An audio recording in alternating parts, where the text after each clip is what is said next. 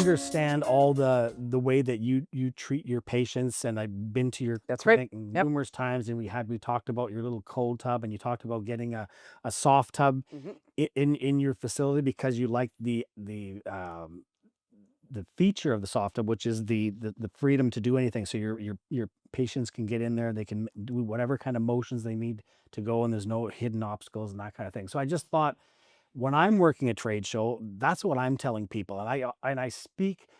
I'm finding myself, as I'm aging, speaking more and more to the wellness Yep. aspect, aside from the fact that it just feels really good and it's very social. And I get in there with my older young adult children. Mhm. There's no screen time. And it's like when I was a parent and you would be in bed reading your child a story, then you'd turn out the lights and then you'd maybe tickle their back for a while. And there would be that time where there's no eye contact, but you're able to kind of really expose Yep. yourself And feel. in a Yep. real healthy way. Mhm. And I also like when I been doing this for 35 years, and when I get into my tub, and I still use it so often, as we were talking Mhm. about earlier.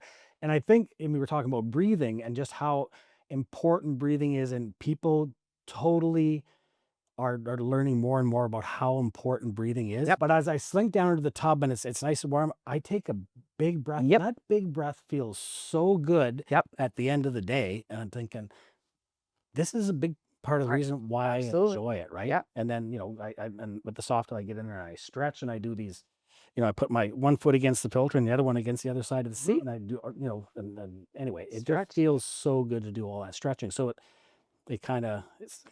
speaks well to everything that you do with Yep. it's all about stretching Yeah. and There's breathing. also there's also an anxiety-driven muscle tension that I see a ton of, where people come in and they really believe there's a problem in their back or there's a problem in their neck. And you treat it and treat it and treat it, and they come back and they come back. And there's no tearing, there's no scar tissue, there's no change in vascularity. Like there's no information coming from the tissue at all.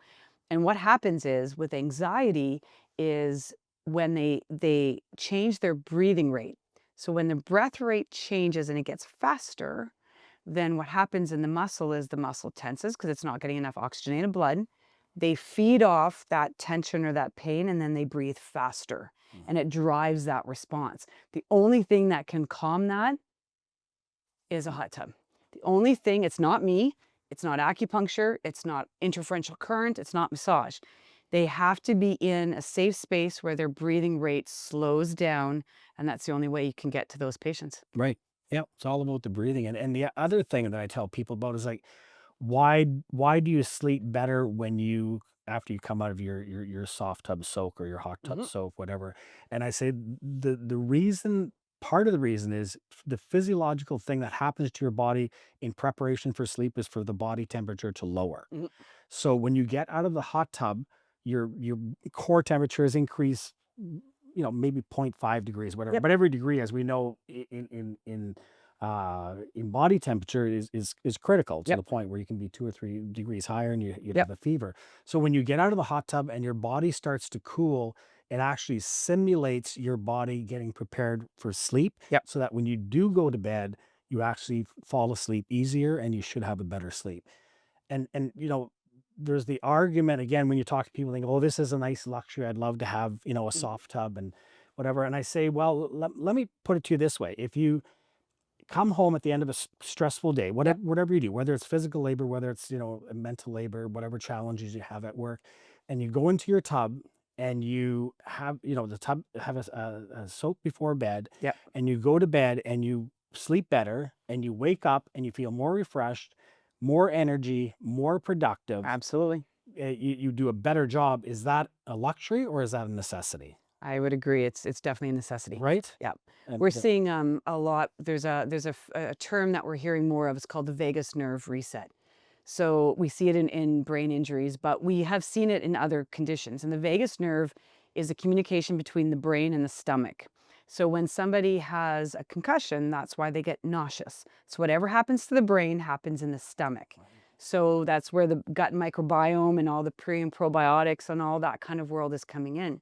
So one of the things the vagus nerve is responsible for is that that transition between the nervous systems. So if you can get in and you can lower that sympathetic drive and get your breathing rate and you're warm and you're comfortable, but you're secure and you're safe, because that's still a primal, still something we drive and we thrive for, is safety. That's a value most of us hold. Absolutely. That's a necessity to survive and to thrive, is safety. So a hot tub and a soft tub, it's soft, it's warm, it's comfortable. Our head's above the water. We don't fear drowning. Mhm. So all those things, as we create that parasympathetic response, is that we calm, and that vagus nerve now communicates to the stomach that it's time to rest, digest your dinner, digest your lunch, whatever it is. And then again, going to your point, it preps you for sleep. Mhm. So it's actually definitely a necessity. Right. Yeah. Well, I remember one of my first letters that when I first got involved with Softub that I received from a or that we received from a customer, and her name was I'm sure she's long past, so it probably wouldn't be bad to mention her name, but it was Marjorie Flanagan. Mhm. And there was this elderly person, and she wrote a letter. She had the Softub 140, the 2-person tub, and she said, if I didn't have my soft tub, she had, I think rheumatoid arthritis was over Yep. fibromyalgia, really bad. Yep. And she says, if I, and the reason she could get a soft tub was because of the portability and the fact that it plugged into 110. And back in that time, we were the new kid on the block. Right. So the first plug and play to say, but she wrote this beautiful letter to us thanking us for the concept of the soft tub and allowing her to be in hot water, and she'd use it twice a day. And that, Yep. she said, that's what allowed her to be able to function through her day Yep. every day. Yeah.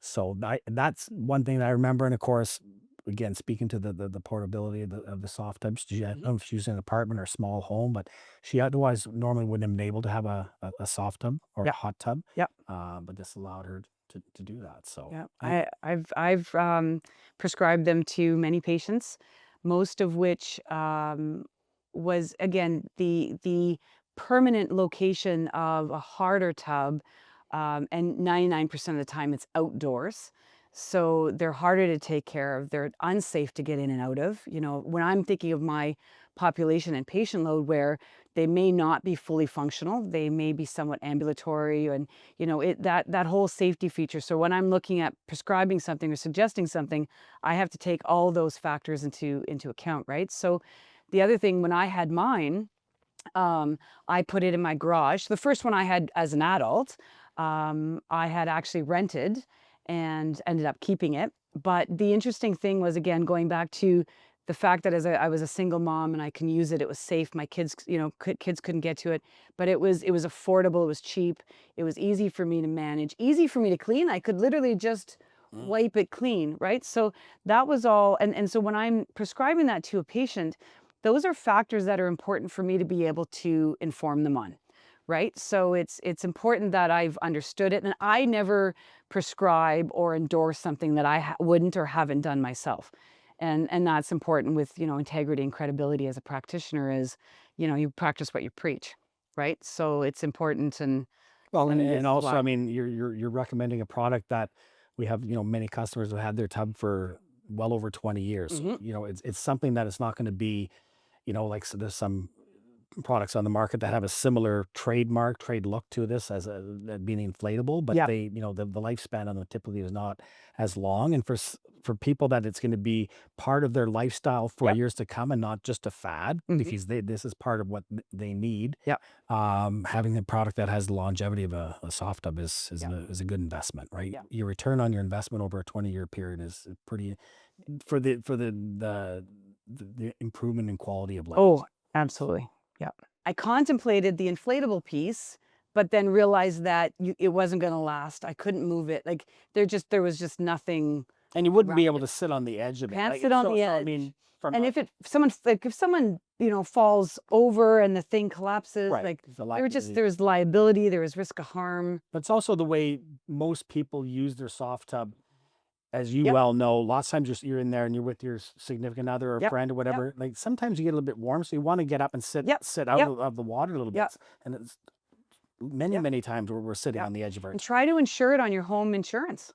right. because you've got gallons of water in something that's, destructible, Right. and you can't insure them. Right. So if you fill one up and you put it in your home somewhere and it leaks, Buyer beware. you are in trouble. Wow. Yep. Wow. Interesting. Let's chat about the point of injury. So when we have an injury, we have an uptake in cells that invade that site. There are different types of cells. So some cells are responsible for migration, some for proliferation, and some for differentiation. And what that means is that they all hold a different responsibility. Now imagine we take that, let's say, limb, and we put it in a cold tub. So we drastically reduce the amount of blood flow going into that site. We can't quantify it, but we are changing the amount of cells invading the site, which is imperative in the first 48 to 72 hours. So now let's take that limb and put it into a soft tub. And now we're increasing oxygenated blood. There's a factor called the growth factor, and that is in our plasma. And that is part of the blood flow that goes and invades the site of an injury. Plasma and growth factor are imperative to tell the brain how much inflammation, and when you inflame, like the first 48 hours, you're supposed to have some inflammation. That inflammation and the amount of inflammation then dictates to the proliferation phase how many workers have to show up to fix this injury. Going back to the analogy of the kitchen reno. So if I don't have swelling, I don't have enough workers showing up. So then that proliferation phase doesn't get completed. When that proliferation phase is completed, then the body goes on to later stages of healing. So imagine I can do one better. Not only can I make sure there's enough workers in that muscle recovery or that injury site, but I can have excess, right? So I'm going to heal faster. I'm going to complete the cycles more effectively and with less scar tissue and less product waste. But if I shut that blood flow off by introducing ice or cold too quickly, I don't have anybody going in and basically clearing out the waste product. So after every phase of healing, there's a byproduct or biomarker or some debris that's created. So blood is a two-way system. It has to go there, dump off the cells that are responsible, take the waste and the dump to the dump yard, right? So both things have to work interchangeably. So if I don't get enough blood flow, none of those processes happen in a timely fashion, or in some cases, not at all, which is where chronicity kicks in. So we have acute and chronic. Chronic is a complete lack of blood flow. The only way you can be chronic is when those new vascular systems get created in an acute setting, they die off because they've done their job. They're not needed anymore. But if they die off before the job is done, then you are guaranteed to turn that injury into a chronic problem.